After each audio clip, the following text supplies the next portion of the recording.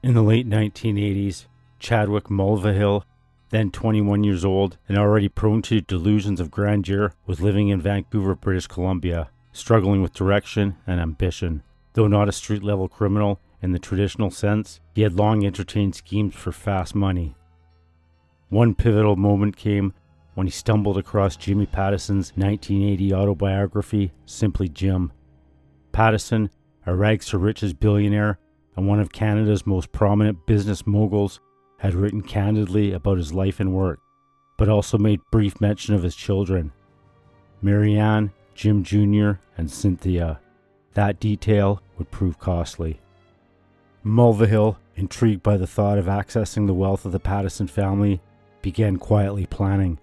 He understood that the family had faced previous extortion attempts, and as a result, kept their personal lives extremely private. Cynthia Pattison, now married and going by the name Cynthia Kilburn, lived in a modest North Vancouver home with her husband Alan Kilburn and their 2 children, twins aged 4.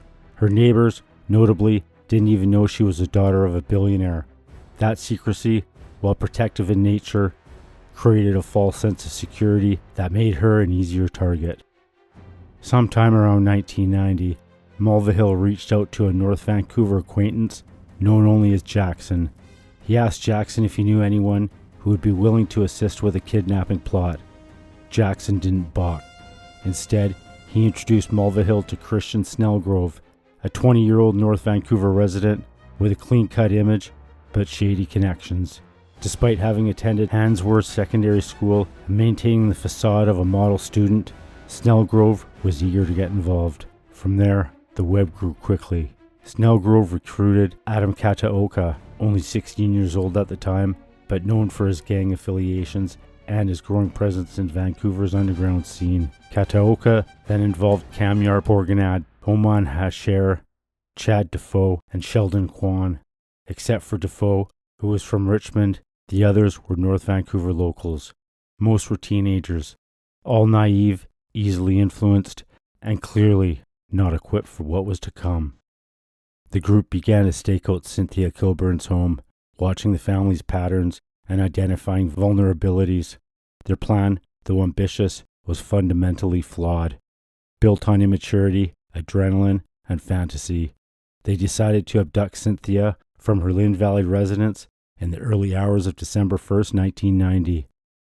The ransom note was drafted using a typewriter that belonged to Mulvihill's girlfriend's mother, a fact that would later become key evidence.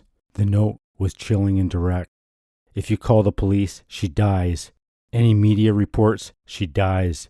Any slowdown in delivering the money, she dies. She's buried deep down in a wooden crate with 3 days of bread and water. $250,000 now, $8.5 million for her safe return. 2 of the youngest, Homan Hosher and Kamyar Porganad, were given a .357 Magnum handgun and designated as the ones to break into the house. They agreed to the job for $20,000 each.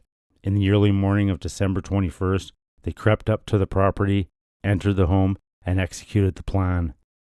Cynthia was tied up, her face covered in duct tape, and she was thrown into the back of a stolen van. Her 4-year-old son and daughter were hog-tied upstairs and left alone. By now, the crime was underway, and the group realized they had no backup plan. The kidnapping had moved from theory into terrifying reality. Cynthia was panicked, blindfolded, and unaware of what would come next. The group, meanwhile, was improvising on the fly. What began as a plot, fueled by greed, was about to unravel in ways none of them anticipated. The abduction of Cynthia Kilburn was complete by sunrise on December 21st, 1990. As Vancouver awoke to the bustle of holiday shopping, just days before Christmas, Cynthia's captors were already several steps deep into their escalating crime. Their plan, conceived by Chadwick Mulvihill and supported by a rotating cast of young and impulsive co-conspirators. By now, Cynthia had been blindfolded, gagged, tied up, and transported in the back of a van. Her children, only 4 years old, had been bound and left behind in their bedrooms. The scene inside the Kilburn household was traumatic. At approximately 8:15 a.m., Alan Kilburn received a phone call. The voice on the other end issued instructions for a ransom drop. An initial payment of $250,000 was to be delivered to a specific location, the entrance to the Bay Department Store and Vancouver's Pacific Centre Mall. The total demand was $8.5 million, with the first $250,000 to act as a show of good faith. Cynthia, the voice warned, would be killed if the police were involved. Despite the threat, Alan immediately contacted law enforcement. The RCMP and Vancouver police coordinated quickly.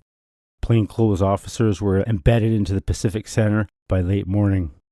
As Christmas shoppers flooded the mall, so did surveillance units.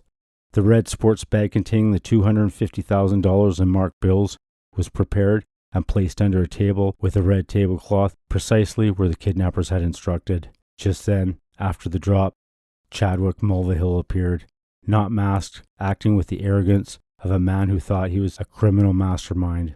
He walked straight to the table, picked up the bag, stuffed it into his backpack, and casually melted into the crowd. Officers trailing him soon realized they were chasing someone far more slippery than they expected. Mulvihill ducked and dodged through the mall, eventually vanishing into the Four Seasons Hotel, where he locked himself inside a bathroom stall. The chase stalled. Moments later, he used a nearby payphone to call Alan Kilburn, fuming about the presence of police. He warned that Cynthia's life was still in danger, and he made vague threats about what would happen if law enforcement didn't back off. Then he hung up and disappeared again, this time slipping out of the hotel undetected. Back at the safe house on Capilano Road, panic began to set in. Mulvihill had not returned. Calls weren't being answered. Christian Snellgrove and Adam Kataoka were growing anxious. They hadn't heard from the so-called ringleader since the pickup, and his silence raised new concerns. Had he been arrested? Had he run off with the money? The original plan was already deteriorating, and with Cynthia still held captive, the pressure intensified. But Mulvihill had other ideas. With the cash in hand, he wasn't laying low. He was preparing to live large. That same day, he rented a room at the Grouse Inn in North Vancouver with an unidentified woman. They paid a $600 deposit in cash, all in $100 bills. On the morning of December 22nd at 8:30 a.m., Star Limousine received a call. A stretch limo was requested for the day. The driver, Dino Falcone, picked up 3 males from a townhouse on East 27th, then collected a woman from a nearby residence, then 2 more males at Westview Mall, and 1 more from a local hair salon. 7 people in total. The group told the driver they had just finished school and were celebrating. They treated him to lunch at Boston Pizza and asked him where to buy briefcases. With no shame, they returned to Pacific Centre Mall, the very site of the ransom drop, and began spending the money. They bought leather jackets, suits, polo shirts, shoes, gold watches, guitars, an amplifier, and even handed a homeless man $1,000 in cash. The spree was bold, fast, and deeply foolish. Law enforcement was watching. The arrests were now only a matter of time.